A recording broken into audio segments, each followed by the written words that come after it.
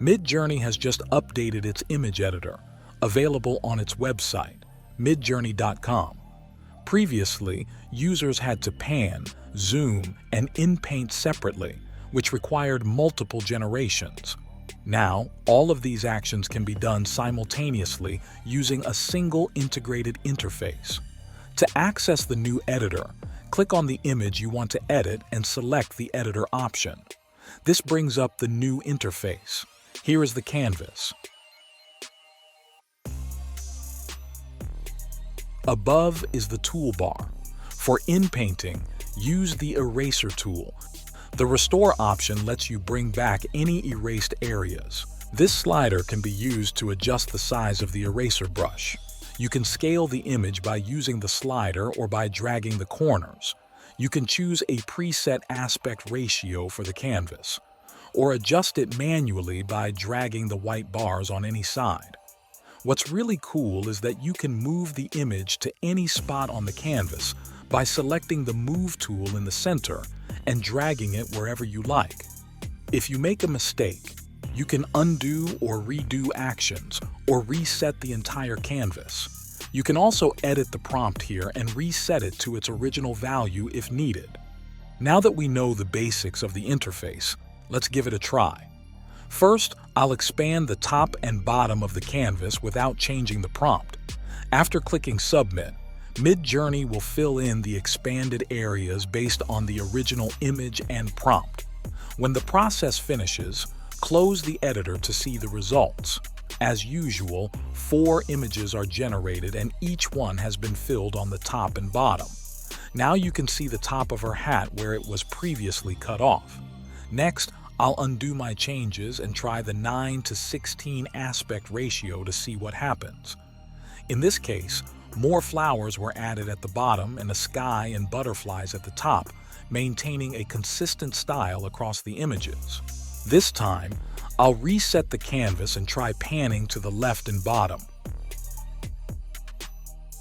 While that's generating, let's test the inpainting tool. I want to fix the top of her hat because it's cut off and change its style. First, expand the top of the canvas to make space for the hat. Then, use the eraser tool to remove the existing hat. It's fine to erase more than needed since Midjourney will adjust based on the prompt. Now, modify the prompt to include that she's wearing a red sombrero.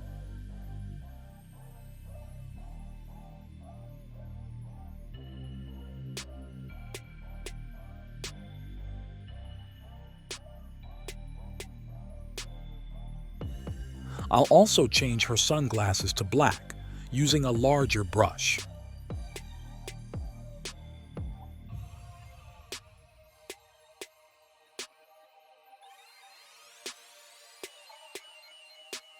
Here are the results from the last 3 generations. The sunglasses changed, but they aren't black as requested.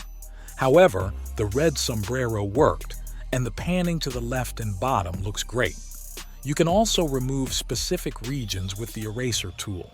Simply brush over the area you want to erase and adjust your prompt accordingly. For example, if your prompt mentions sunglasses, you'll need to remove that part if you're erasing them from the image. And voila, the sunglasses are removed. Let's try scaling the image down and moving it to the bottom left corner. This is really nice, and the original image is exactly where I positioned it. Cropping is simple. Just pull the white line inward. However, cropping can only be done horizontally or vertically, not both, as indicated by the error message. This image looks good, but I think a tree with a swing would add a nice touch. So, I'll expand the canvas and modify the prompt. Unfortunately, these results aren't quite right. One image added part of a tree, and another has part of a swing, but none are what I envisioned. I'll try again, this time using an image of a tree with a swing as a reference. To maintain the style, I used the image of the lady as a style reference while creating the new image. First, I need to get the image URL by right-clicking the tree image, selecting Share and Save, then copying the image URL.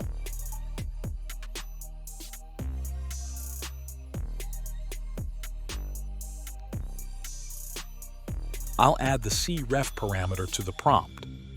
When I paste the URL, another image appears beneath the prompt, representing the reference image. I'll also adjust the prompt to include the tree and swing. While the trees don't exactly match the reference image, I think using it as a character reference helped Midjourney incorporate the tree into the scene effectively.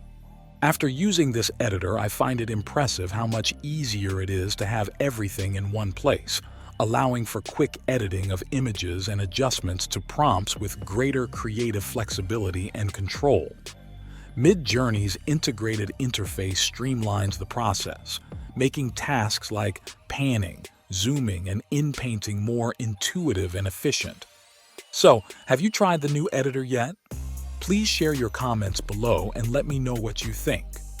If you found this video helpful, please like and subscribe to our channel for more content. Thank you for watching.